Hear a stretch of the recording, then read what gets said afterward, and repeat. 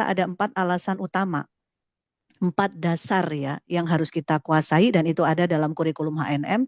Mengapa kita harus bertahan? Mengapa kita harus bersabar? Dan insya Allah kalau 4 poin dasar ini difahami, dicamkan, dilatih, insya Allah sabar itu jadi bukan sesuatu yang mustahil buat kita capai. Ya, karena Allah memerintahkan sesuatu itu tidak mungkin, tidak bisa kita raih ya. Tapi gimana kita fight-nya, jalannya sudah benar atau enggak. Nah, 4 alasan itu, 4 maklumat itu, pertama ya, ternyata kita harus sabar terhadap sesuatu karena segala sesuatu itu tidak lepas dari takdir Allah. Kita bicara itu di dalam kurikulum pertama HNM, yaitu Ma'rifatullah.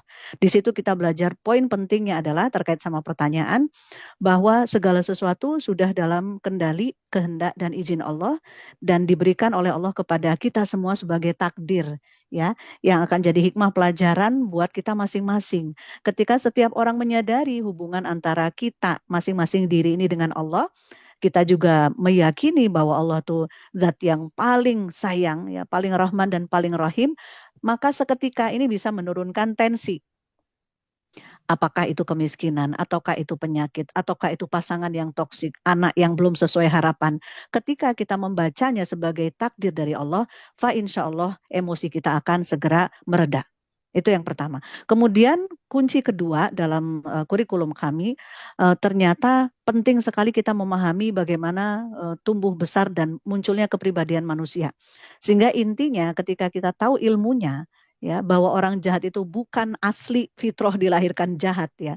Orang buruk akhlak itu bukan asli fitrah dia sengaja mencetak dirinya itu buruk akhlak, maka kita akan punya welas asih kepada manusia.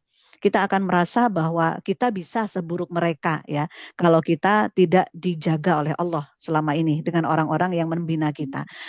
Maka dengan pengetahuan kita atas manusia, hakikat mereka itu seperti apa, kita bisa memaklumi kekurangan ya, sekalipun tidak pernah membenarkan kesalahan, tapi kita bisa tetap menyayangi, merawat ya, memelihara orang lain ya, sekalipun orang itu sudah berbuat buruk sama kita gitu ya, akan tetapi kita akan selalu punya kadar kasih sayang, welas asih kepada sesama. Kan yang ketiga, kita belajar common sense di HNM, nanti kita akan ulas insya Allah sebagian di BOM ya, bahwa ternyata meluapkan emosi, meneruskan amarah, terus menatap orang dengan mata melotot, merespon mereka dengan nada tinggi, itu ternyata hanya menjadikan diri kita semakin bodoh dan tumpul akalnya. Di kurikulum ketiga ini intinya terkait dengan pertanyaan, ternyata kalau kita mau makin cerdas, kita makin mau jadi orang yang berakal sehat, mau selalu bisa berpikir jernih tentang segala sesuatu, kita harus mengendalikan emosi.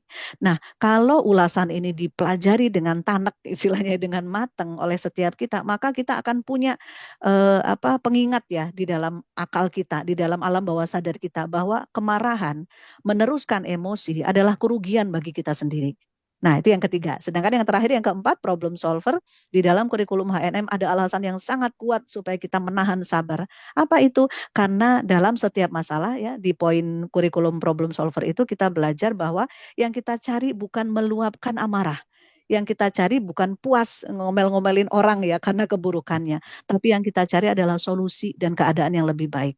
Nah, segala hal, alasan dan A sampai Z-nya dijelaskan di sana di bab problem solving, sehingga nanti setiap kita berorientasi ya ketika ada masalah itu niatnya, tujuannya yang dikejar itu bagaimana jalan keluar, bukan salah-salahan, bukan mencari kesalahan, bukan menuding ya kesalahan itu dan mengungkit-ungkitnya terus gitu, tapi kita akan berpikir positif, mengesampingkan semua emosi karena itu sama sekali tidak membantu dalam mencari jalan keluar.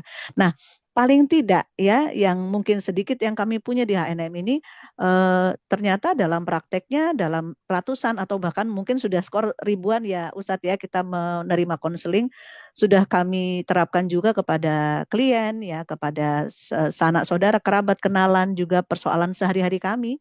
Dan Masya Allah, sedikit ilmu yang dipercikan Allah ini sudah membawa banyak sekali kebaikan karena kita paling tidak menjadi orang yang tidak dikendalikan oleh emosi, tapi ada ilmu, ada kajian, ada kaidah-kaidah yang akhirnya mengatur perilaku kita. Gitu.